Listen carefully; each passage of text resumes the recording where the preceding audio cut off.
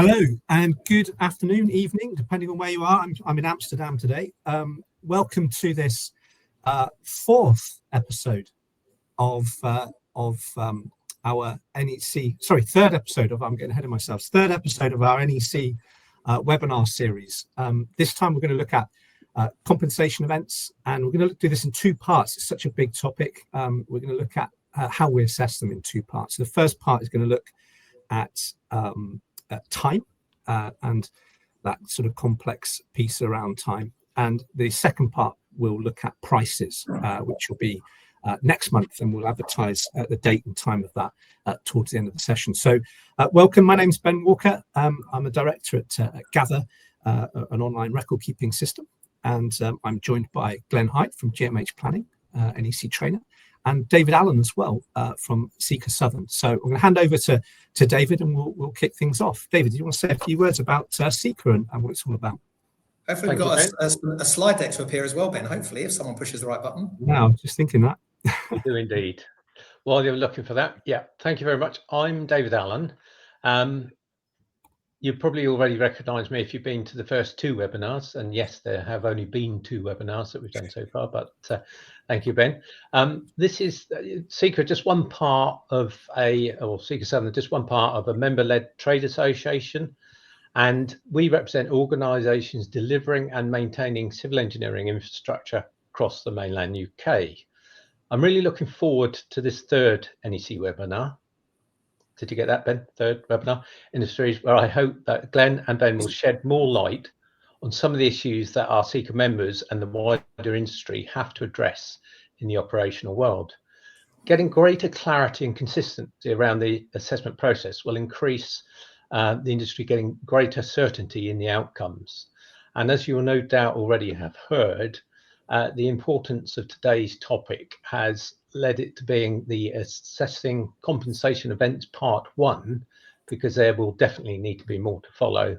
And if you tune in December, then you'll hear a bit more. So I'm now going to hand you over to Glenn from GMH Planning, and look forward to the rest of the event. Thanks, David. Thanks, Ben. So yeah, warm welcome back for another session. And yeah, we're looking today at assessing compensation events. So we've split this into two. So we're focusing on the time element today, and then in 4 weeks' time in December, we're going to be back.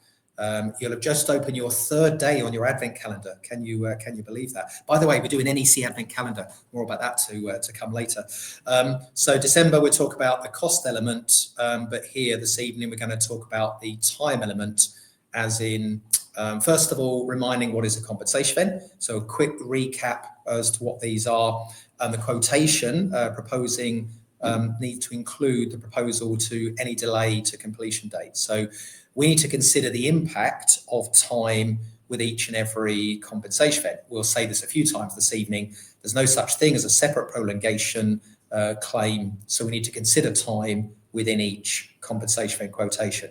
So we'll look at this relationship between the delay and the defined cost, as in how do we price this time element. We'll also talk about this very important thing called the dividing date. So it's a newly named thing in NEC4. The principle was there in NEC3, but it's more definitive in NEC4. So we'll look at the dividing date and look at some examples as to when it would come about and its significance. And occasionally it could be grey, but in most cases it would be relatively black and white. We'll look at taking into account of the progress and a delay already caused. And then also this sort of four-step approach and the delay assessment methodology. So we'll look at different ways maybe that this could be considered, but obviously we need the correct contractual process. And NEC4 has cleaned up this slightly compared to previous editions of the contract. And then common problems and solutions as ever. And then hopefully we'll have a good bit of time today for your Q&A, and we'll pick up on any questions that you've got. And then also share with you some more useful resources you've got available through the likes of GMH Planning, CECA and Gather. So extra source information we've got available. Ben, how are we going to fit that into 40 minutes? We'll do our best. So the first thing, just to recap, so the three webinars we've done already, we looked at early warnings and a positive approach to those. We looked at a second episode was all about notifying compensation events and instructing quotations. And then this episode, we're looking at compensation events part 1, because as Glenn and David already said, it's quite a big topic, this, and deserves a little bit of extra time. So just given we're still in this compensation world, we look forward to doing all sorts of other webinars in the future. But just remind ourselves what a compensation event actually is. And it's an event that, if it's one of the ones listed in the contract, and a few different places where they are listed, if it's one of those events stated in the contract, then the contractor, if that event's occurred through no fault of their own, is entitled to change the prices, the completion date, and any key dates.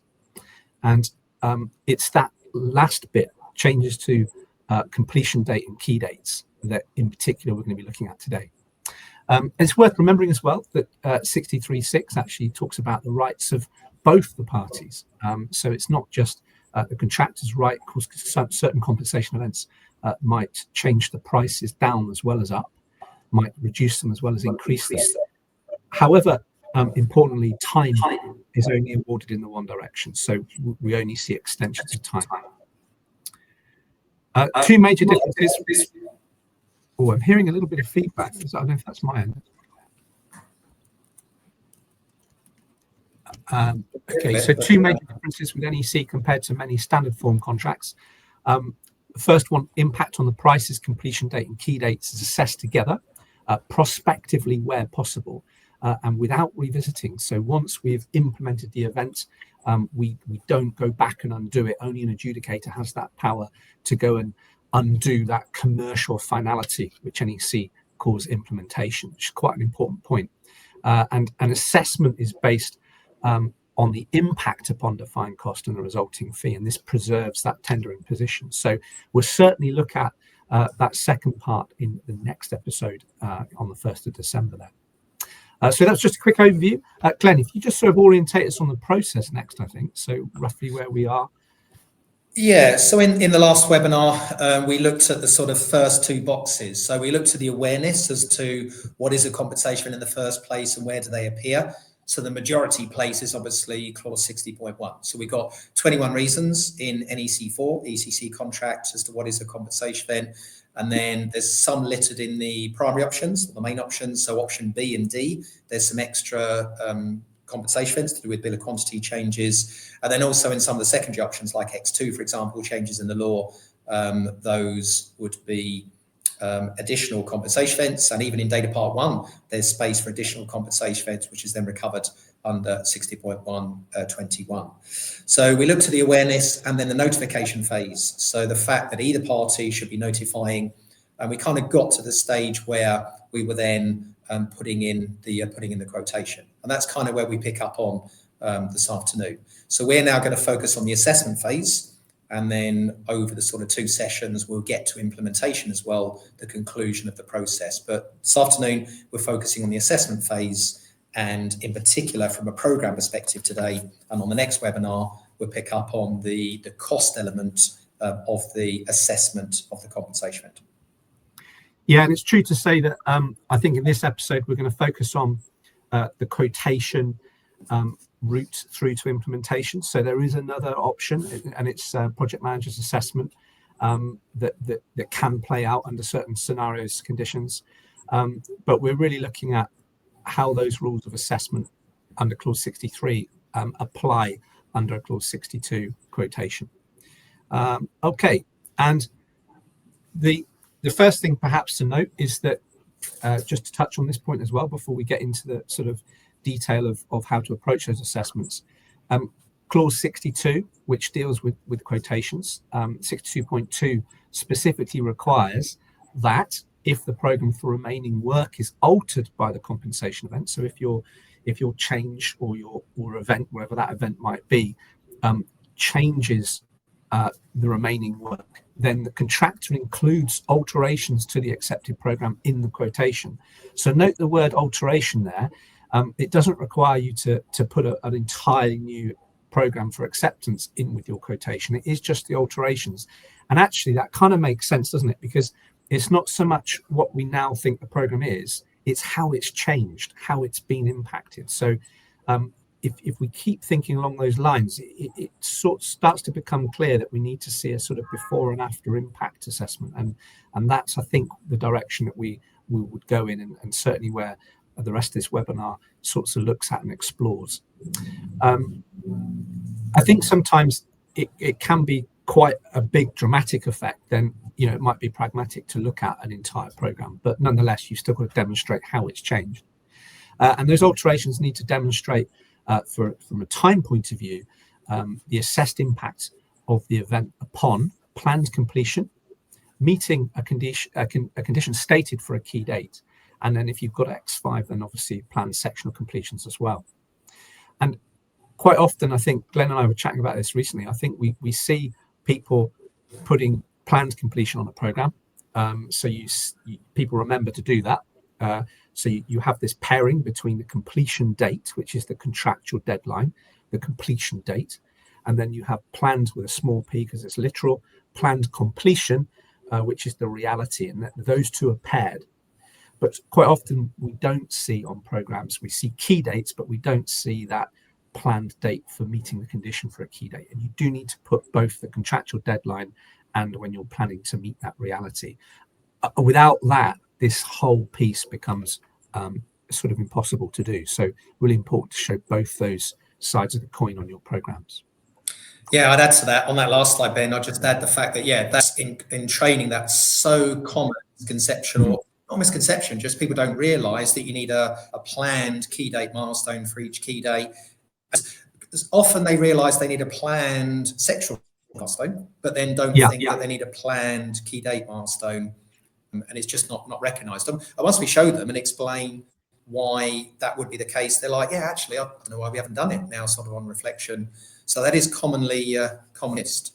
So yeah, and if you go right back to 63.6 at the start of the session today, you know, your rights are to change it to the key dates. And as we'll see in a moment, the only way those dates change is if there has been an impact on that planned date for meeting the condition. So really important, yeah, that we show both.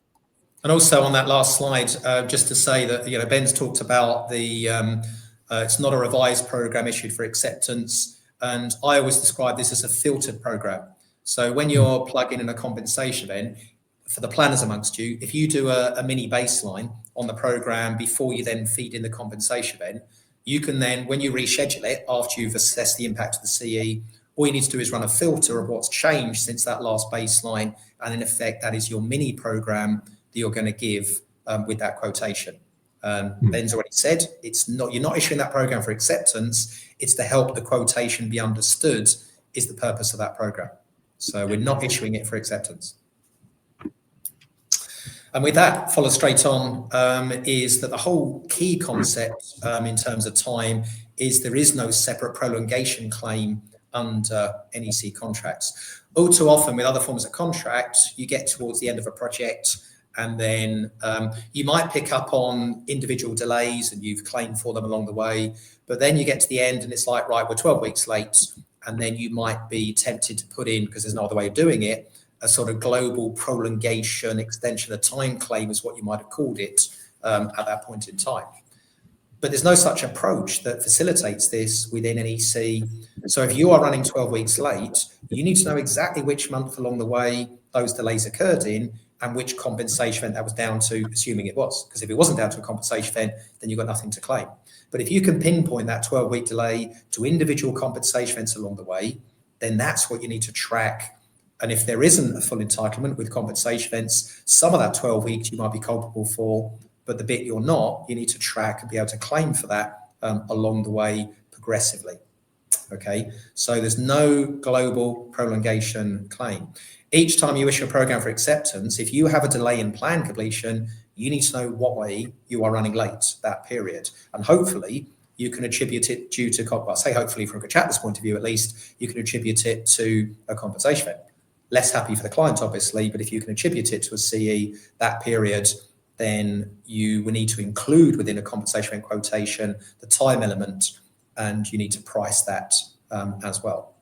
So whenever we're assessing a compensation event, the accepted program is the starting point for the delay assessment.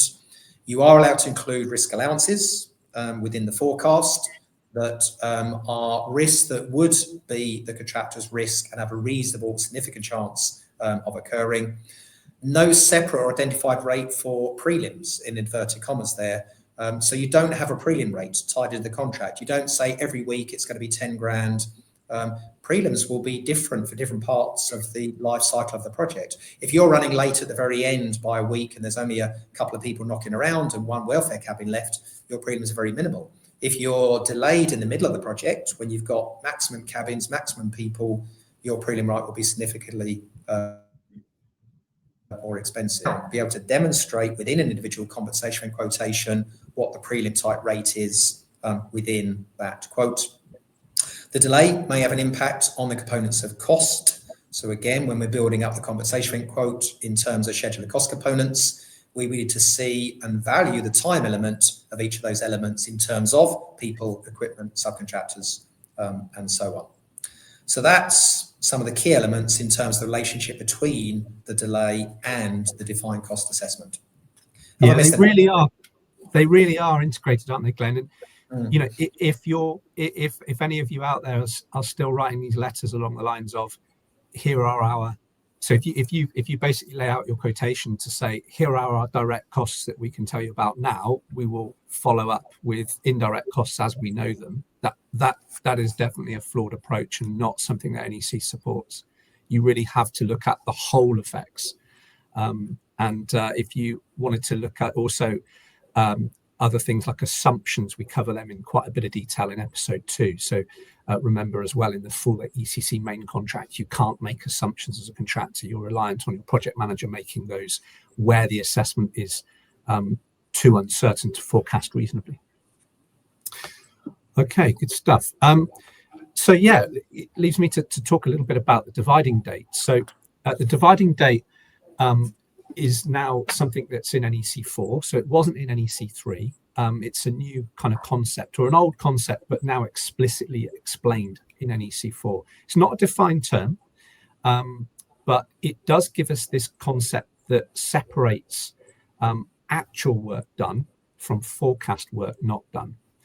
So anyone familiar with compensation and assessment, you'll have seen this clause. It's in NEC4, clause 63.1, and it talks about actual work done, forecast work not done. And this is the same in NEC3. It's just that in NEC4, we're a little bit more specific and we introduce by the dividing date. And the lower part of this clause explains that the dividing date is this sort of concept that separates out what's been done from what hasn't been done yet. And this is really important because it ensures that the point at which, the point in time that separates what's been done from what hasn't yet been done doesn't move. So it's not a moving feast. And it does a couple of other things as well, which are quite important. And that particular date is set by a specific communication, the nature of which varies depending on the type of compensation event. So I'll say that again. Depending on the type of compensation event that we have, this will inform us as to what communication we should be looking at, the date of which communication we should be looking at to establish what that dividing date is, what the date is that's separated the work not done from the work already done. And on the next slide, we're going to have a little look at some examples of that. So really important, it was kind of intended to be the case in NEC3, but not very explicit. So hopefully this concept, as we explore the significance of it a little bit further, gives the contractor some sort of confidence that this isn't going to be a moving feast. In particular, when we look at the significance of it with regard to quotations, we'll unpack why. So more on that in a moment. Glenn, do you want to give us that idea of this is perhaps a useful chart to understand that bit I talked about? The compensation event type will set the communication that tells you when the dividing date was. Yeah, I think this slide does it quite nicely. So we've got the dividing date, and if you look on the left, we've got assessments potentially retrospective, and to the right, assessment is prospective, as in it's going to be a forecast. let's go to the right-hand side first of all. And this is something people struggle with. Why are we going to do forecast? And isn't it all about actuals? And if the quote's not been agreed, don't revert to actuals. As Ben's already highlighted, NEC4 is absolutely clear. NEC3 was generally clear, but now clearer in NEC4 as to what the switch point is between forecast and actual.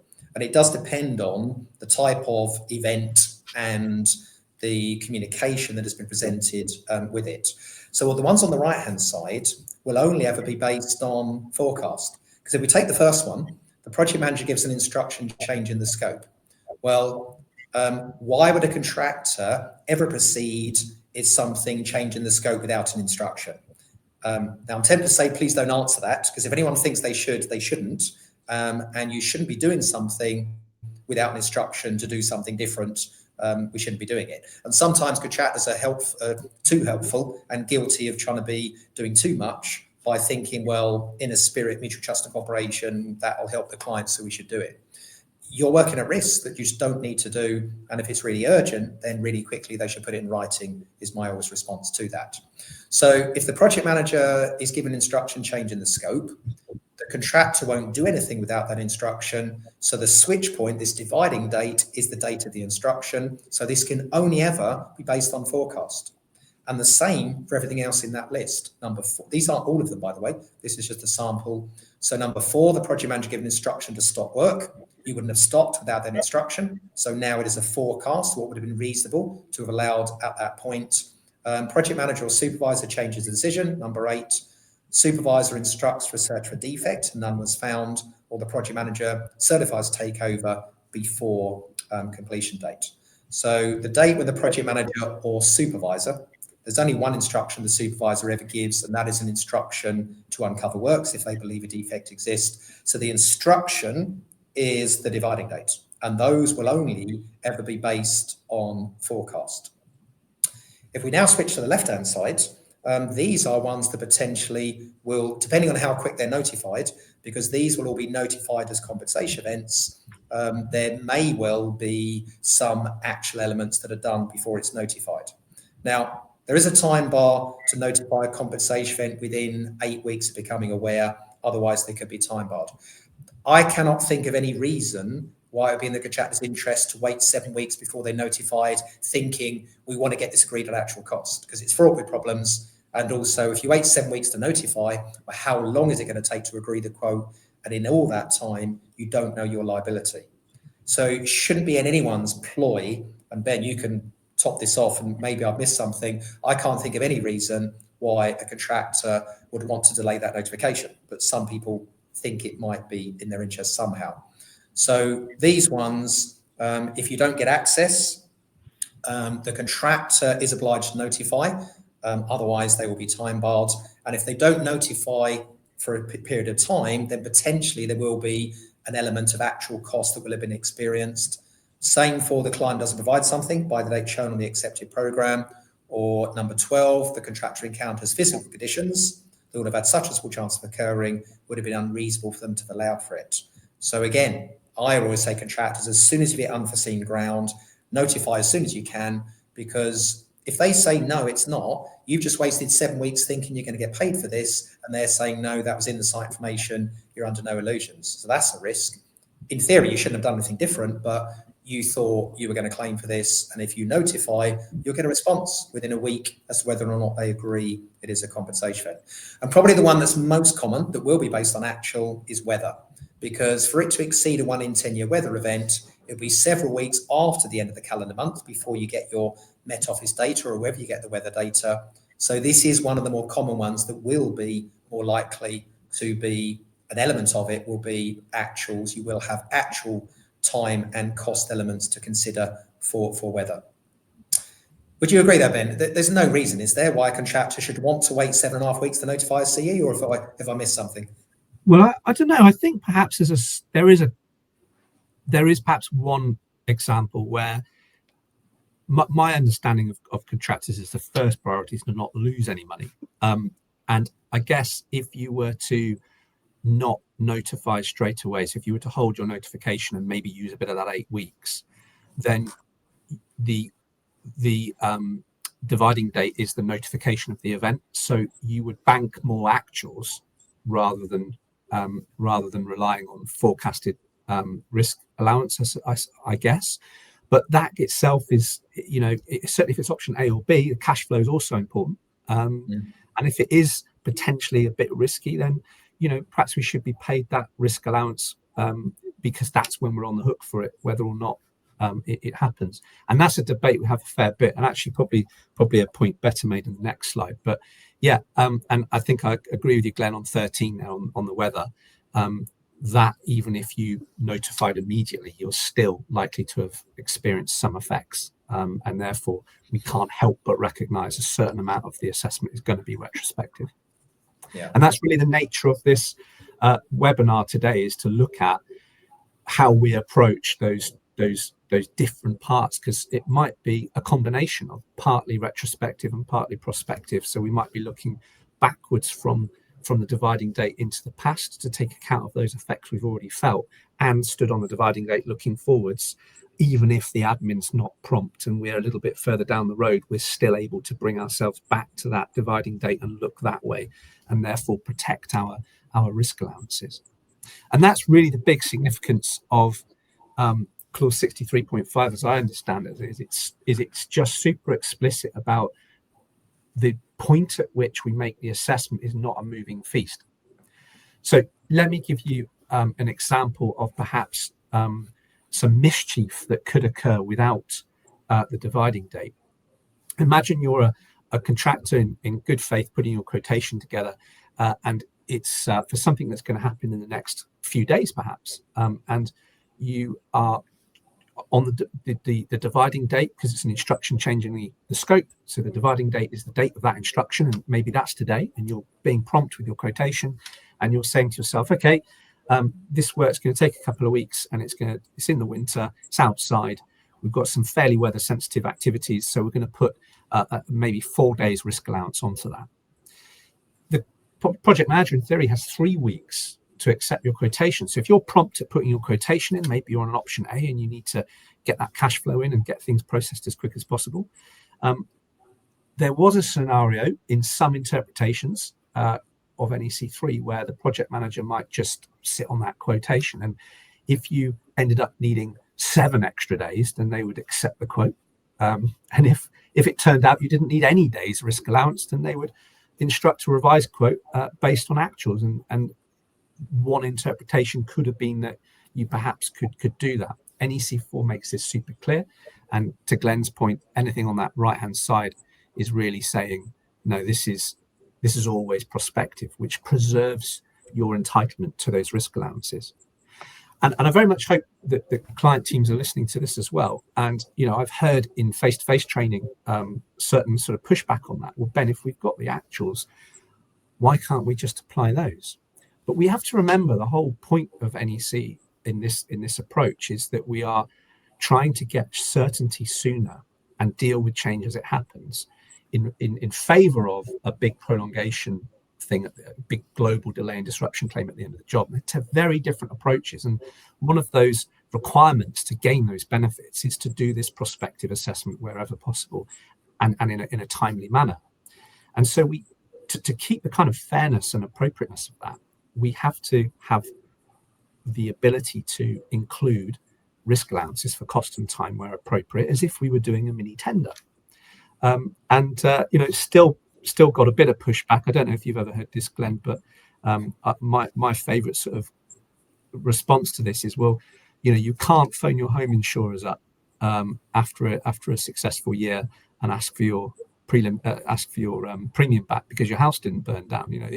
At the time, that's what we're on the hook for as contractors, and that's the bit we're entitled to. And the whole point is to give that certainty, move on, and then we deal with tomorrow's compensation events tomorrow, rather than having that kind of less than satisfactory global delay and disruption claim where there's so much uncertainty. And I think that's one of the big differences with NEC, Glenn. Have I phrased that right? Yeah. And obviously time risk allowances is a very NEC phrase. No other contracts have got this like specific concept or this specific label anyway.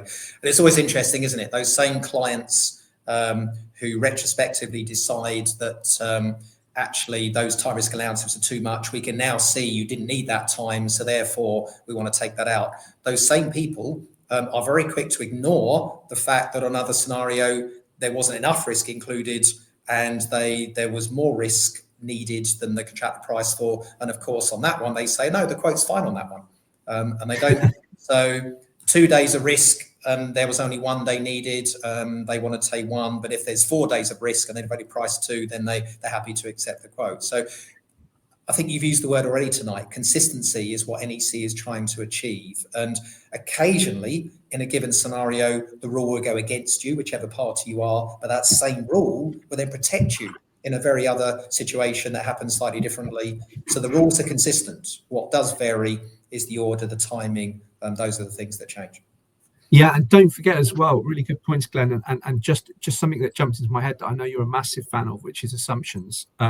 So if your time risk allowance is unpalatable and perhaps out of proportion to the whole, to the sort of out of relative proportion to the overall compensation event, then have a discussion about stating an assumption, because that is a post-contract way of fine-tuning that risk allocation, one of the only ones I think, which allows you to be a bit sensible around things that are so uncertain. And that's not, I think we covered this in the last webinar, it's not kind of something that the project manager is gracious to provide you. You know, this is an obligation upon them where it is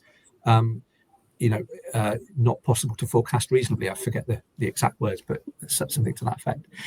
The other thing this clause tells us, which is very important and new to NEC4, is which accepted program to use, because NEC3 and NEC4 are very clear.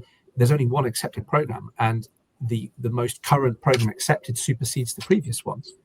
But the way in which clause 63.5 is worded is careful to specifically bring into play the accepted program current at the dividing date. Now, this gives us a much more contemporaneous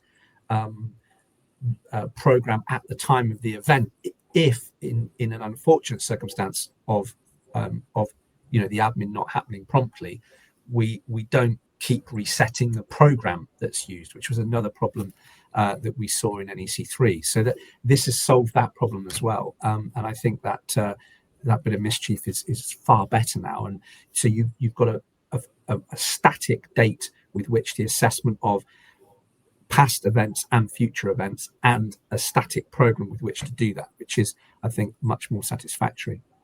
I think we've covered the other bits, and I think we're ready perhaps then for the next slide. But the one important point to just say, I guess, on this 3.5, there's no kind of defined term for contractors float or terminal float.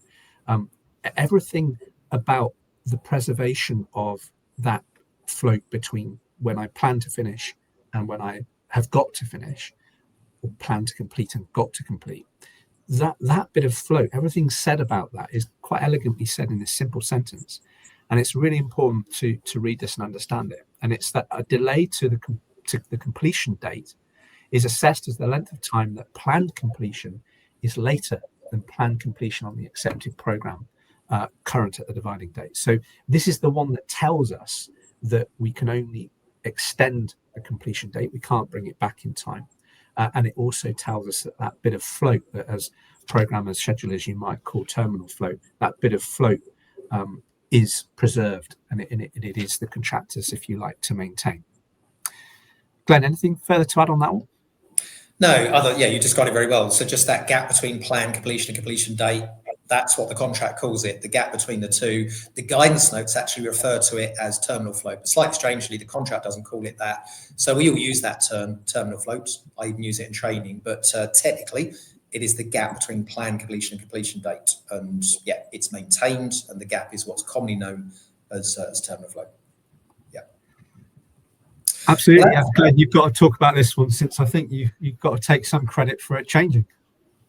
Well, yeah, I mean, it was interesting. So 2013, when it was mid-NEC3, that era, I didn't feel it was clear enough in NEC3 exactly what program it was clear what program you used to assess compensation events. What was less clear is if you take into account progress and other compensation events that have happened since the last accepted program, especially when the last accepted program might have been 2, 3, 4 months ago. It could have been that long. So in that article, bottom right, assessing compensation events, which program do you use? Even that article, which was an NEC User Group newsletter article, you can download it if you want to. Even at that article, I did prove with existing NEC3 wording that you did have to take into account progress and other compensation events since the last accepted program.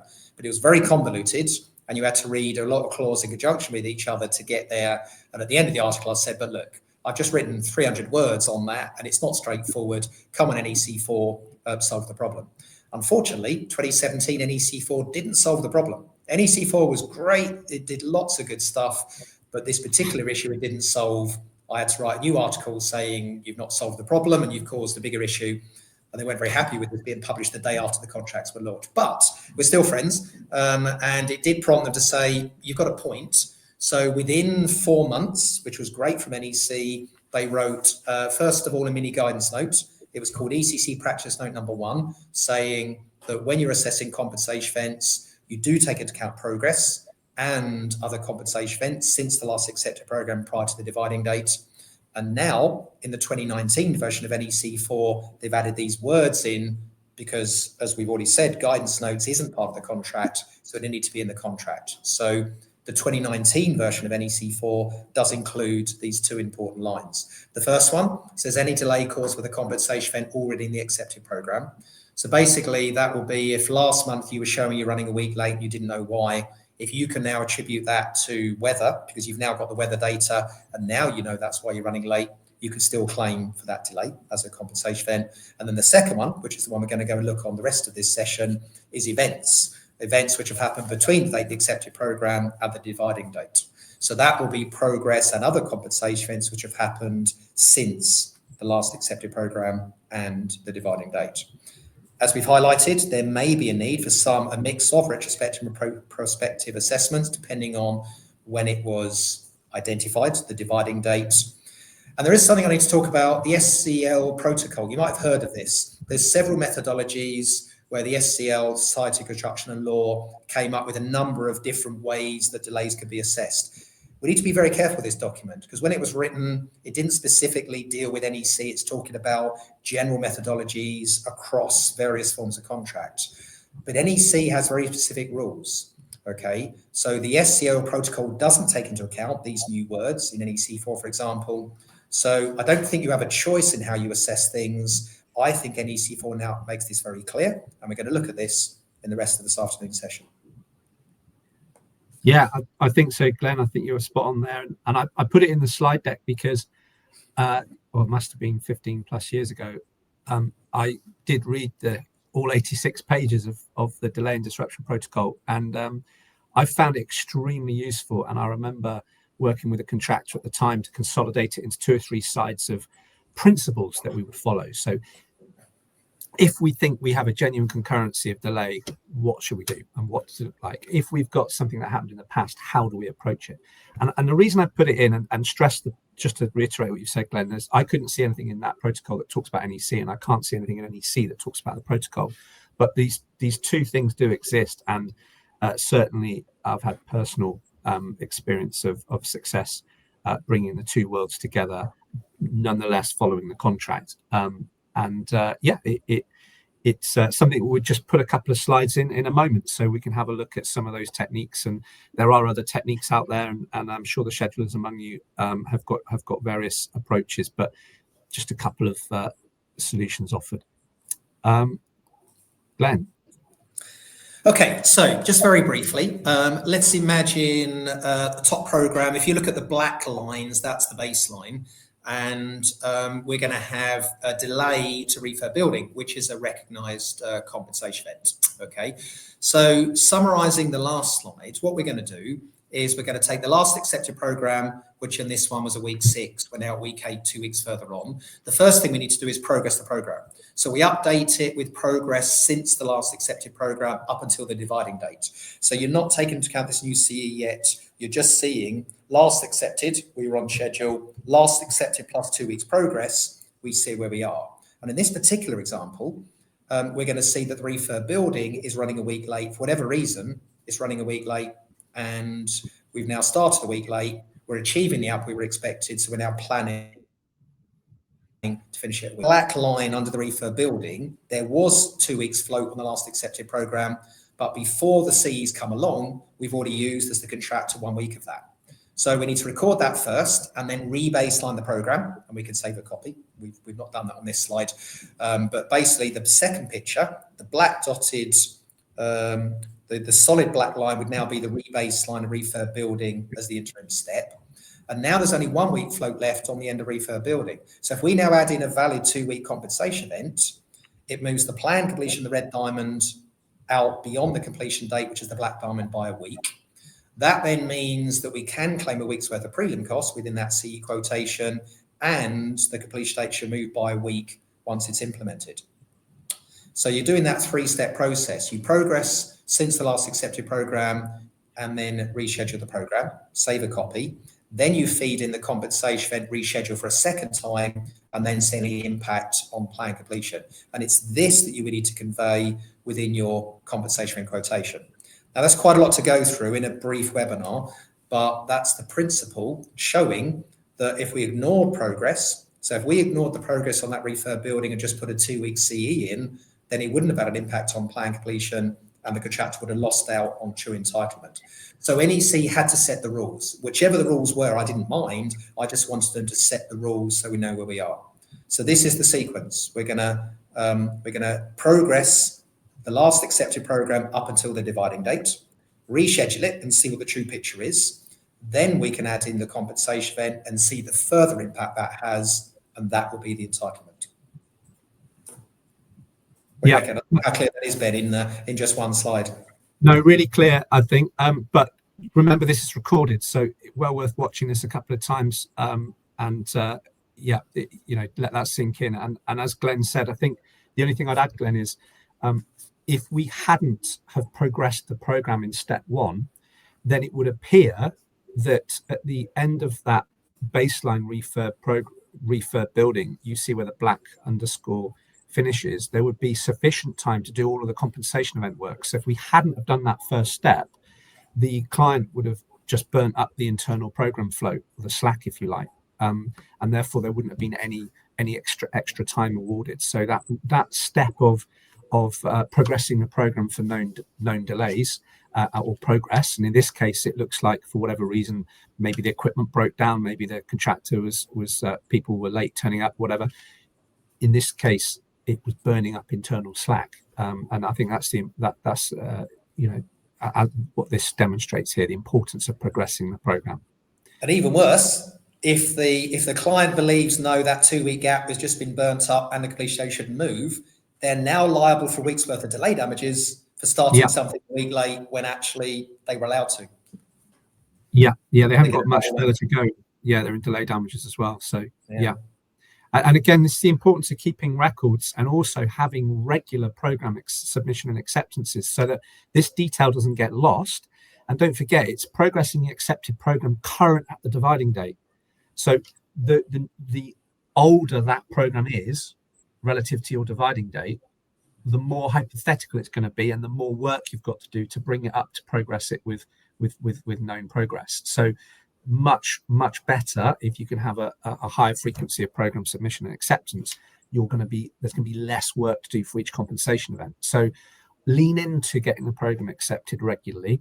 If you're timid about it, you're just creating more work for compensation events.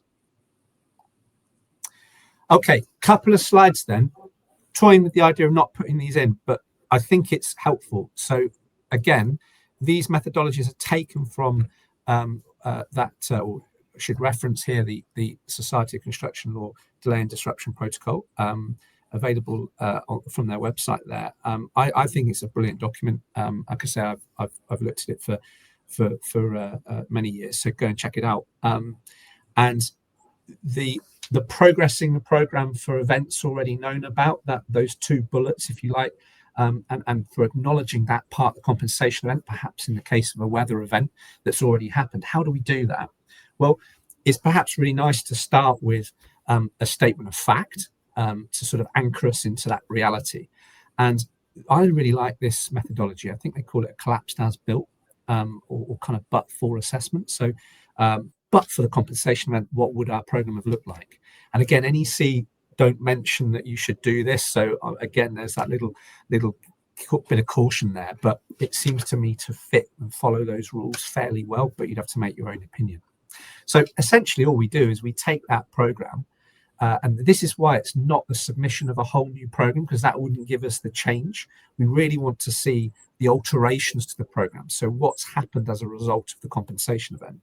Well, to do that, we kind of have to show it with the event and without the event. So here we've got the example of the first little program sort of subnet or the little extract from the program, showing those aspects of the program with the compensation event effect in them. And then the same extract underneath, but with that as-built position collapsed as far as it would go, acknowledging any constraints or other things that would stop it fully collapsing, and thereby demonstrating that impact on plan completion, which links us back to 63.5. So again, you have to make your own determinations whether or not this is fitting the bill. Personally, I think it's very close, and I think it's a pragmatic way of looking at how to model things that have already happened. And then similarly, I think much more widely understood and adopted is when the dividing date there, the vertical dashed line on the left, when the dividing date is behind us, so the effects of the compensation that is being assessed prospectively, you can see that on the second, third, and fourth activity, we've got these planned impacts, and we are modeling that on the accepted program, which is the top one, and we've got the bottom window is the accepted program, including these elements to demonstrate that impact on plan completion. And so this, for me, would kind of be the alterations, demonstrating the alterations to the accepted program in the quotation. So this is the kind of backup that you need to put in to demonstrate. It doesn't have to be a Gantt chart. Glenn, I think you used to use PowerPoint slides, didn't you, with sort of animated build-ups. You might be able to explain it just in pure narrative, but I think a picture paints 1,000 words, doesn't it? And so something like this. What's your experience been, Glenn?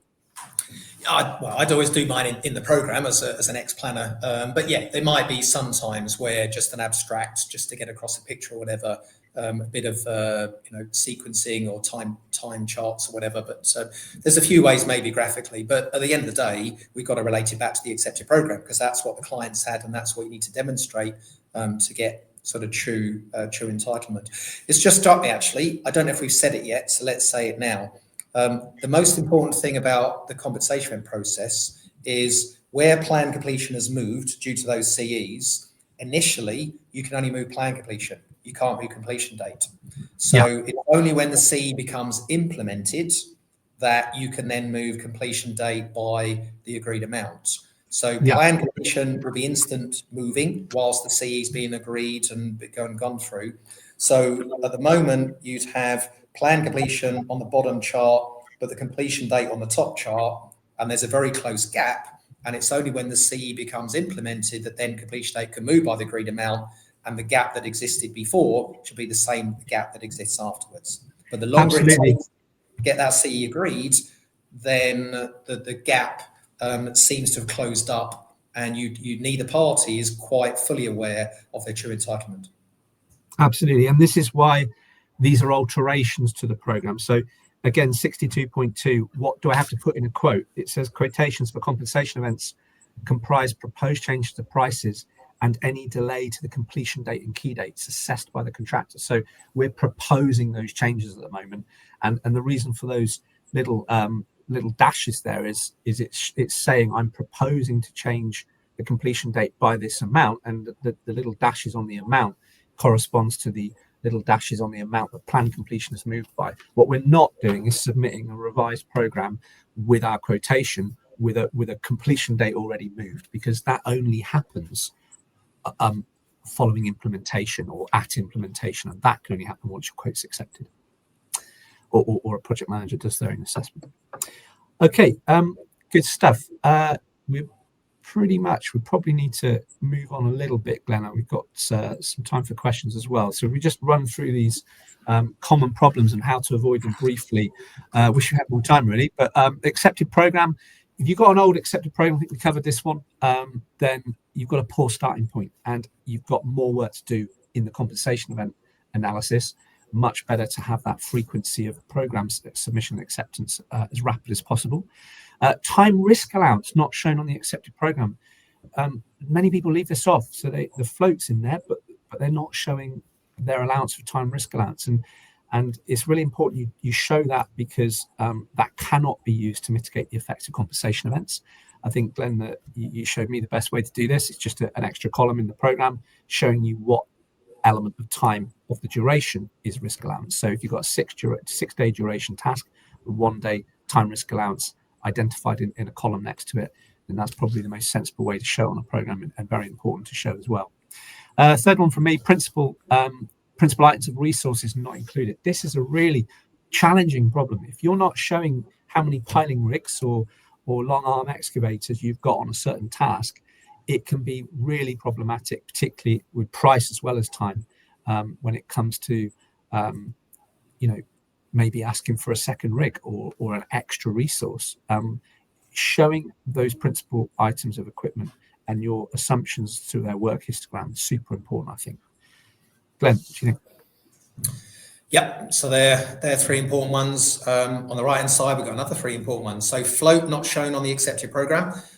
So it is an obligation to show floats, and if you don't show an item's critical or near to critical, then if you have shown that, it should be no surprise next month if there's a CE that impacts what had very little float. It won't be a surprise to them that why now it's gone critical and you're claiming time. So making float clear is then just making the answer easier when you're assessing the compensation event. It's an obligation to show it. If you're not showing it, that's a reason for not accepting the program. Plan dates for meeting conditions missing. So again, if you haven't got these dates, then it's difficult to show. If you haven't got your planned key date, how are you going to demonstrate what the key date should move by? So it's really important. We have planned dates for every key date, every sectional completion, and the overall completion date to maintain that gap, otherwise known as terminal floats more commonly. And no alignment on methodology. So they are really important that you're making it clear on what the program's showing and the high level elements and why you plan to do something a certain way. And then again, when things change, it's more easier to substantiate and justify why you are claiming what you're claiming as a contractor or as a subcontractor. So some really important points there that can lead to problems if we're not addressing them. Absolutely. And I think just to underpin all of those, whether it's getting the program submitted and accepted regularly, and being able to justify the quotation that we're putting together, keeping regular records of what's happened is really important. And they can also be used prospectively as well when we are putting together productivity assumptions for forecasting and building in that time risk allowance as well. So I think, having those conversations, we've got one long arm excavator to dredge a canal or whatever it might be. We've instructed some additional works. How do we deal with the time element of that? Very useful to be able to bring some contemporary records in. If we can have them, then it makes a lot of sense to capture them and use them. Okay, we've got a couple of questions and a statement. So, Will, if you wanted to line up the first question for us, and just whilst that's loading up, I just want to make the point, actually, Will, before we just jump back to the media, just to make the point. We covered a few useful resources through the course of today. So I just wanted to point you in the direction of those. So we've got obviously the NEC4 ECC contract, and those. It's important to get the latest one with those amendments in. We've then got the user guide, volume 4, managing an ECC, gives you a commentary of how to interpret that clause. There's also the practice note 1.1, assessing delays due to compensation events. So these are all NEC contracts materials, and then that society construction law delay and disruption protocol as well. So hopefully those references are useful. Pick your way through them and sort of make your own approach. Glenn, other useful resources? I think your website is one. Hopefully there's a couple on there. So yeah, I mean the CECA bulletins are on the CECA website, they're on the GMH Planning website, and any articles that have gone into the NEC user group newsletter, for example, we just had one published last week on Z clauses as well. So there's a whole array on our GMH Planning website. There's guidance notes, there's articles, there's frequently asked questions. So yeah, we're trying to help people to help themselves, as well as obviously training, but we do a lot of free advice and the LinkedIn group as well. You can ask your own questions in our LinkedIn group, the NEC People LinkedIn group as well. So a whole wealth of other things out there for users. And do follow us both on LinkedIn. There's lots of musings and ideas on there as well. And I'll just to maximize time for questions, I'll just deal with this second part where we're going to look at how to assess price impact on prices. Glenn, I don't know about you, but I find that a really fairly large percentage of delegates that I train, regardless of how many years of NEC experience they have, fundamentally miss the concept of how to assess price correctly. And I'll put my hand up and say I got it wrong for 5 years in my early NEC career. This idea that, you know, sometimes we can conflate the prices in the activity schedule, for example, or as being part of the calculation. And really, this episode is crucial to get that clarity. So I hope you'll join us on the 1st of December on Monday at 4:30, where we look at the second part of assessing compensation events, and we'll delve into the concept of how to approach them. And it should be quite a good session, that one, Glenn. Definitely. Okay, I think that leaves us to questions then. So first question, thanks for the first question there. What happens if there is no accepted program? What would you use as a starting point? Go for it, Glenn. Okay, well, the first thing we do is we give up and we go down the pub and we drown our sorrow, because hopefully that's a hypothetical situation rather than a real situation. But unfortunately, you know, this isn't the first time we might have heard this. I mean, there has to be an accepted program to start with. And if you haven't got one, well, you've got to find a way of showing what the accepted program would have been on day one, and then trying to demonstrate the impact. And we're in a whole lot of mess. And we might as well use the JCT or a FIDIC contract to get it back. Glenn, can we be bold enough to say, make sure you put one in? Because it's not always required, is it? So contract data, if the invitation to tender doesn't require you to submit a program with your contract data, then you don't have to put one in. But I mean, I can't think of a better way to assess the tender for a quality point of view as that rich document as to how we're going to do it. If you haven't got an accepted program, or if you haven't got a first program showing information the contract requires, the project manager is obliged to retain 25% of the amount due. Is that clause 50.3, something like that? So that's a really big cash flow implication. Yeah. And you know, if there is no program, the project manager to make their own assessment, which is not an easy thing to do. So in all counts, make sure you've got a program in there. I think we both agree the wheels fall off. It is such a crucial tool. You call it the beating heart, don't you, Glenn? Yeah, and our CECA bulletin started this year, number 49, was why it's so important you do submit a program, even if they don't ask for one. It's optional, and if you do include one in data part 2, it becomes the first accepted program. So the first thing is, don't let that happen. But if you are in that position, well, you've got to try and walk through that treacle to try and mutually agree what would have been the original baseline, and then try and then assess beyond that what these Cs would be. But you're in a mess at that point. The other top thing with this is in the scope, you should be including the format that you want to see the program in. So if you've already done that pre-contract, you can inform that document and explore it pre-contract, which is even got more advantages there, because it takes that uncertainty out of, is it going to be acceptable, just in terms of its format and layout and presentation. So really important. Thanks for the question. I've got the second question. Is it correct for the project manager to require the contractor to submit the progressed program for acceptance before using it for a CE evaluation? So I'd say no.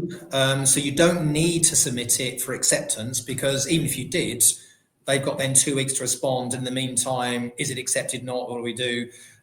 So we said already in that slide I showed you earlier, it probably will be beneficial as part of the CE quotation to show that 2-step. So you can show a mini program showing last accepted plus progress, and then a second program showing progress now with the compensation event in, to show you how you got to your overall answer. But it's not actually mandatory requirements to submit the program to that interim step. And anyway, if you had 3 or 4 Cs within the period, you'd be in a right mess, because hang on, we've got 4 programs to be issue now. So no, but you need to convey the picture within the CE quote. Because look, you've got to be convincing as a contractor. A client isn't going to want to pay you extra money if they don't have to. So you've got to go the extra yard to demonstrate why it's true bona fide entitlement. And that will probably be too many programs to illustrate that point within that quote. What I would say is absolutely agree with a small a. There's no such process in the contract, but work together on progressing the program, work together on acknowledging effects to date, work together on putting that impact in there, so that when you submit the quote, it's a formality to get it accepted. Because if you do these things in isolation, you're very unlikely to get it right first time, and then we just burn resource. So work together on them, beat the timescales if you can. What do we define as events as per part 2? Could it be other unimplemented CEs? So we're talking specifically about compensation events, but you're right. In terms of progressing the program in that first step that Glenn was talking about there, we are acknowledging all progress or delay. So it could be that we had some equipment failure. It could be that the weather was bad, but not bad enough to trigger a 1 in 10. It might be we had it might be we were just late getting to site for one reason or another. So it's really to bring the program up to a point where it reflects the reality. And Glenn, I think that's probably what the question's dealing with there. And absolutely, it could be anything. Now, but however, probably not other compensation events, because we've got to do them in some form of sequence. And I think, Glenn, your approach should be to model one, re-baseline, and then go back around the loop to do the next one. So as long as you do them in sequence, and if you can, within a batch, do the big one first, because then you'll probably have less time assessment to do. You have to be careful, though, that we're not jumping accepted programs. Remember, we're modeling on the accepted program current at the dividing date, and that's quite an important point. Yeah, so I think that's put quite nicely. So it would be progress and any other compensations that came along before the dividing date. So bearing in mind, you should have already assessed those ones first. Then you take into account progress and other compensation events that did come along before this new dividing date for this new CE. I'm going to add another controversial one, which is probably the wrong thing to do at 5:33 on a webinar. But the other controversial one is incorrect logic. Yeah. I actually think NEC went further than they dreamt they would, and I think it's right, probably. So incorrect logic could be also classified as the event. However, contractors don't now think, oh, brilliant, Glenn and Ben said we can change our logic, make it critical, and then plug in the C, it shows entitlement. You will have to demonstrate that to the nth degree, why you've changed that logic, and that is not a free rein or a new wriggle out how you can get extra entitlement. So I would summarize events to say progress and other compensation events that came along before the dividing date, and in brackets, in small letters, major incorrect logic that's been identified within that period. But don't get too carried away with that, is my advice. Don't forget clause 63.9 as well, just to build on exactly what Glenn's just said. The assessment of a compensation event is based upon assumptions the contractor reacts competently and promptly to the event, and that any defined cost and time due to the event are reasonably incurred. So you've still got to be reasonable in your planning and be mitigating where you can be. Crikey, for two people who are bestowing the benefits of programme, we've not done well, Glenn. We're 4 minutes over, so we better draw it to a halt there. But we can't let Mark go. We can't let Mark go. So oh no, go on, Mark. Yeah. Taking the time. So often the sticking point is bringing the accepted program up to the dividing date. We call this the compensation baseline, which is a new program that the PM has not seen before, and the non-agreement by the PM of this program in most cases stalls the agreement of the CE process, arguably attached to the PM uses to gain more hindsight. Well, actually, the hindsight, we already said, Mark, doesn't count. So contractually, it doesn't make any difference, and they can't use more hindsight because they can't use hindsight at all. But in the real world, obviously, I know that they try to, and unless you end up in dispute, formal dispute process, you won't necessarily get the true contractual answer. And sometimes you need to be brave and say, well, we are going to go to dispute process because we think you are entitled. So that might be a reality, Mark, but you've got to try and convince them that progress up until the dividing date is true, real. And at the end of the day, if you're adamant it is, and they assess it differently, well, then dispute process is your next road to go down. Mark, though, I think you've hit on something it's the first time the PM's seen that kind of progressed baseline program. And I think it's similar to the question before around, should we get that accepted before modelling the CE? We shouldn't get it accepted because, of course, that becomes an accepted program and then it's irrelevant because it's actually the one before it, which the dividing date speaks to. But there is nothing I think I said before, there's nothing preventing us from having a conversation out, informally, and having an agreement with a small a that working together on progressing the quotation and the assessment that sits with it. And so it shouldn't, these kind of shocks and surprises, first time we've seen something, anything that we can do practically that is still in keeping with the contract, that doesn't go against what the contract's saying, but that brings us closer to cooperating on getting to the right answer first time round, I think it's got to be a good idea. So hopefully it's not the first time that we see it. Hopefully we can bring it out in a conversation at workshop perhaps and hold them on a regular basis, make it part of your cadence, your rhythm of business to be having these conversation at workshops. Personally, I plan backwards from getting submission and acceptance as a formalization on the same day. If you think backwards from that point, what do we need to do to get that to happen? I think that's very healthy. Okay, thank you all. Sorry we overrun. It is recorded, so if you've had to go and watch this bit later on, then hopefully it's been of use and interesting. David, did you want to say a few closing words? Yes, I do really, because when we started, we said it was going to be quite an interesting session. I was looking forward to it as being an interesting session, and it's proved to be that. And what it does highlight, though, is it is quite a complex process because you have so many events that can happen cascade, as it were. So there's always going to be complication. And I think the points you're trying to allude to is that we need to have the right behaviours about the process to actually make it work. You talked about an agreement with a small a. It's getting on board at an early stage to actually agree something's changed. There will be circumstances arising out of that change. And how do we actually use the contract in the right way to move it forward? Because the last thing anybody wants is some huge blockage along the path somewhere that actually then causes a whole series of other issues and behaviours around the site, and that doesn't actually help anyone. So with quite a few additional questions in the chat, and I think that they all have merit, and at some point it would be good to get some answers back on those. But yeah, thank you. That was worthwhile doing. Thank you, David. Glenn, anything further? No, I think, it's good. Time flies, doesn't it? So a lot of content we've covered there. The next one's just sorting out the costs. So I'm guessing the next one will just be a 5-minute webinar, won't it? Because that's the easy bit. Or maybe that one will be 2 hours, but we'll... It will if everyone agrees with us, Glenn.